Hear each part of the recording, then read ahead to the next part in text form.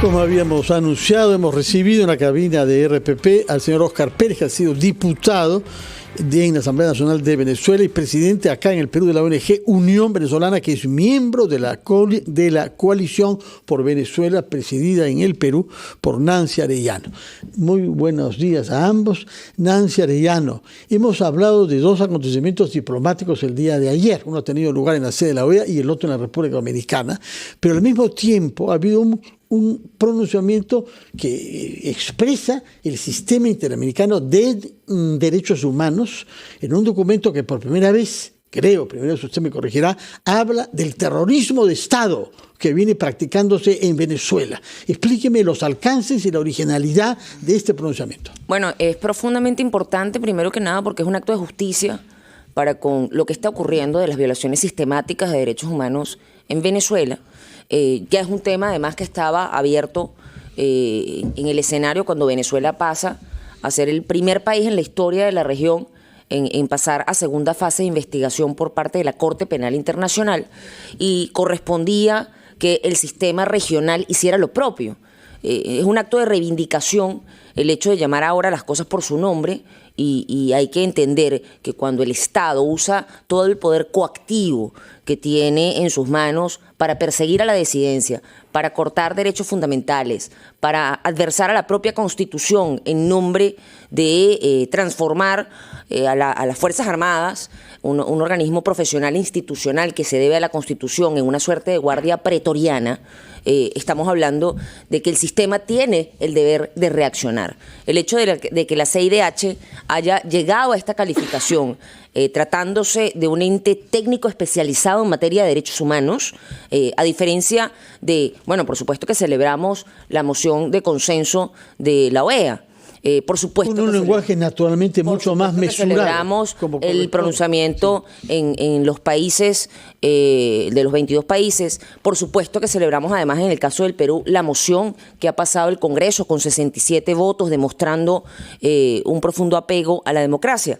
Pero el hecho de que el ente técnico califique sobre la evidencia, además constante, habiendo tenido no solamente el caso de la CIDH, sino además las misiones de las Naciones Unidas que han estado haciendo seguimiento a las vulneraciones de derechos humanos en Venezuela desde hace ya varios años, y recibiendo directamente el testimonio de los afectados y de los familiares de los asesinados, es para nosotros profundamente significativo. Pero que además esto ocurra en un plazo muy breve, que ocurra incluso el mismo día, te habla de un concierto sobre lo que está pasando en el país, y que esto no es un tema subjetivo, y que aquí es tan importante el que se diga como quien lo diga.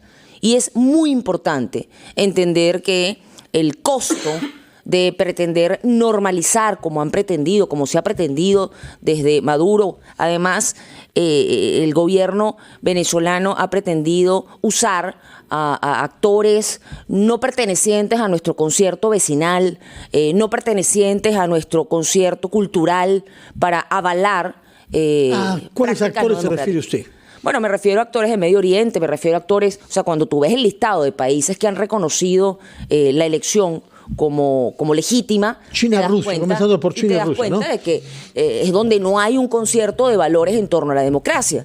Entonces nosotros no estamos hablando de pretender avalar con instituciones, con países que no practican nuestro esquema o nuestro sistema de valores, sean precisamente aquellos que van a calificar la probidad del ejercicio de nuestro sistema de valores. Pero además no se puede confundir el principio de autodeterminación de los pueblos con la violación de la determinación de un pueblo, que en el caso venezolano es el artículo número 5 de la Constitución vigente. Óscar Pérez, usted ha hecho política en su país bajo el régimen fundado por Hugo Chávez, ha sido diputado, ha sido una voz de un partido importante, una tradición muy importante en Venezuela que ha dado varios presidentes, como es el socialcristianismo. ¿Qué está pasando actualmente al interior del Estado venezolano controlado por Nicolás Maduro? Mire, en este momento, y gracias por la invitación, don Fernando. Por favor, en este momento lo que hay es incertidumbre en el seno de, y yo no diría chavismo, porque yo creo, y bien atina decir Ana María, y lo hace mención también Nancy, creo que aquí hay que diferenciar entre el chavismo y lo que es el régimen de Nicolás Maduro, porque ciertamente esta amplia mayoría que ha alcanzado tener Edmundo González Urrutia en buena medida es porque el chavismo, gente que aún probablemente sigue creyendo en el postulado de Hugo Chávez Frías, se cansó de las barbaries de Nicolás Maduro y ha decidido avanzar en la salida del gobierno. En este momento lo que hay es un sismo dentro del propio Estado venezolano.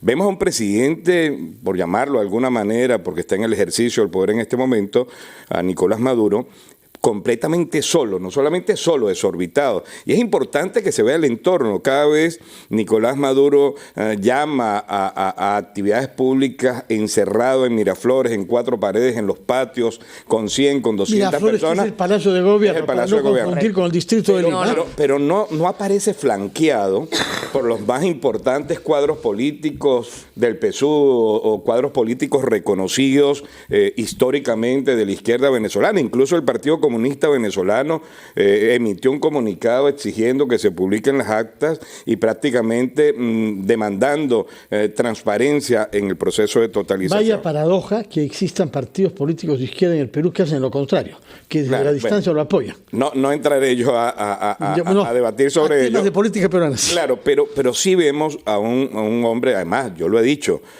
Venezuela no aguanta más, o sea, no aguanta un solo día más con este psicópata en el poder, y es un psicópata que un día pelea con Twitter, un día pelea con Instagram, un día pelea con Facebook. Ayer hablaba de un laboratorio de bots que está generando mensajes en una granja para buscar debilitar la revolución bolivariana. Entonces, la pelea de Nicolás Maduro en este momento, que se ha quedado solo, y no solamente solo de pueblo, no tiene quien lo respalde popularmente, y tampoco políticamente se evidencia que hay un respaldo importante alrededor de él, se ha resumido a pelear con las redes sociales. Y yo creo que es importante también tener en cuenta que estamos plenamente convencidos, y hacía mención a ello hace poco María Corina Machado, que en el seno de la Fuerza Armada venezolana en este momento se debe estar dando un gran debate.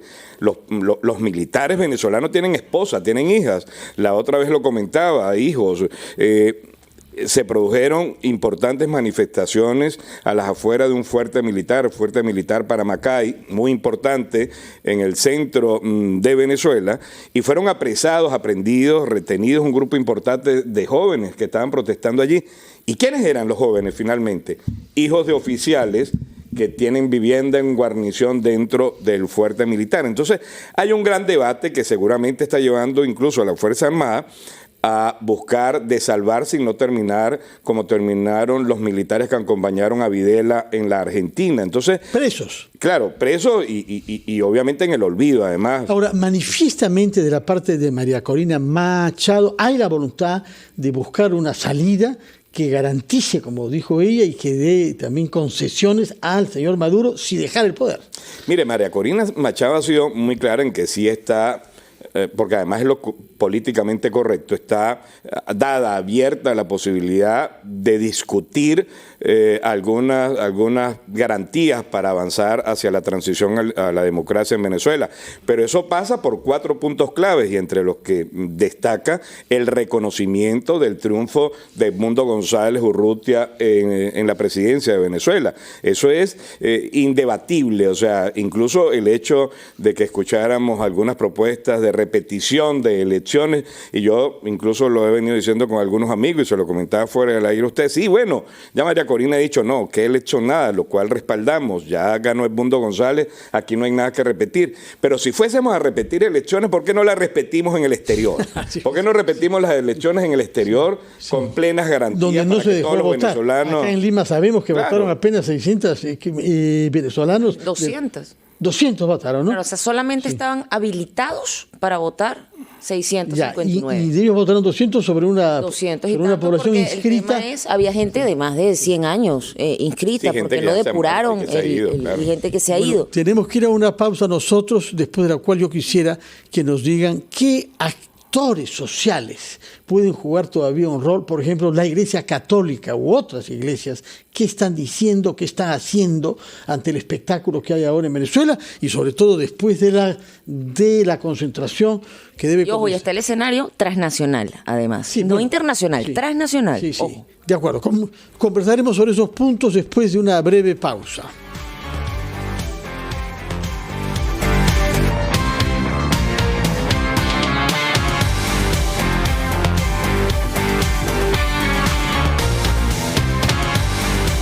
Son las 9:39 y retomamos nuestra conversación con la señora Nancy Arellano, que es la vicepresidenta de la Coalición por Venezuela a nivel mundial, y con el exdiputado venezolano Óscar Pérez.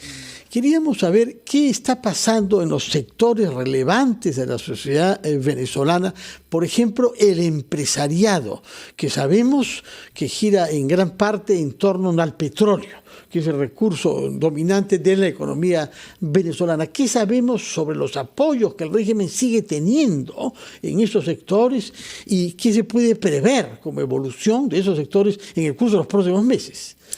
Bueno, Fernando, en el tema de la economía, yo creo que hay factores que tienen que estar claros en este escenario. Uno es que Venezuela ha pasado por una dolarización de facto. Esa dolarización de facto ha sido producto de que los grandes capitales, los grandes medios, los dueños de medios de producción hoy día son afines al chavismo. Se ha generado una clase político-económica dominante, lo que en términos teóricos es una oligarquía ligada al chavismo, pero que ha encontrado además un techo de cristal en la profundización de las contradicciones del modelo planteado por Maduro. Entonces, los primeros interesados en romper este status quo actual son los propios empresarios. La calificación país de Venezuela, riesgo país, es espantosa. Pero además hemos encontrado que estos sistemas de corrupción han impedido el efecto de crecimiento económico de Venezuela. Hay gente que te dice, no, que son las sanciones. Y cómo Saab se ha robado 23.000 millones de dólares, que ha sido un escándalo interno del chavismo hace poco. Y estuvo preso, y las sanciones, no sé si después salió, claro, ¿no? pero ¿dónde salieron los 23.000 millones y supuestamente con las sanciones Venezuela no podía comerciar con nadie? Ha habido una matriz de cambio comercial, pero que tiene un techo de cristal. Entonces, la propia conveniencia, además insisto, en temas de derechos humanos, en temas de las violaciones de derechos humanos que hay, es espantoso.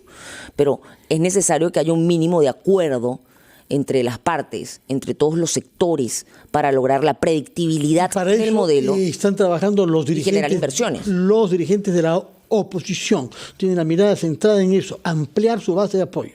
Bueno, es que el resultado electoral sería imposible, el resultado que ha tenido Edmundo, si el chavismo mismo no hubiese dicho no a Maduro.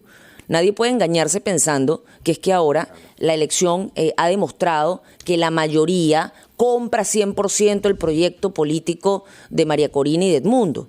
Lo que sí sabemos es que el 100% rechaza a Maduro. Ese voto, que es una reflexión que tendremos que tener como país, tiene una composición variopinta. Tienes personas que en efecto se adhirieron al proyecto de María Corina y Edmundo, pero tienes personas que sencillamente rechazan al madurismo, y tienes chavistas que rechazan al madurismo y que quieren recuperar el espacio de debate y rechazan ese proyecto hegemónico de partido único dictatorial que plantea el chavismo en este escenario de corolario. Óscar Pérez, ustedes cuentan cada vez con mayor respaldo internacional. Los dos actos diplomáticos de ayer, la OEA y la República Dominicana, lo muestran. Sobre todo que hubo un cambio en la coordinación de fuerzas en la OEA, que como recordamos hace 2 semanas no logró votar una declaración. Encima de eso hay la declaración de la Comisión Interamericana, que por primera vez habla de terrorismo de Estado en Venezuela. Incluso ha cometido actos el día de ayer como el secuestro. No es detención policial, tengo entendido que hay secuestros, es decir, personas que no están identificadas. ¿Cómo ve la evolución de los venezolanos en el Perú, que están invitados a manifestar hoy a las 3 de la tarde en la Plaza Manco Cápac de La Victoria? Hay una preconcentración, si estoy bien informado, en la tribuna norte del Estadio Nacional, a unos cientos de metros de La Victoria.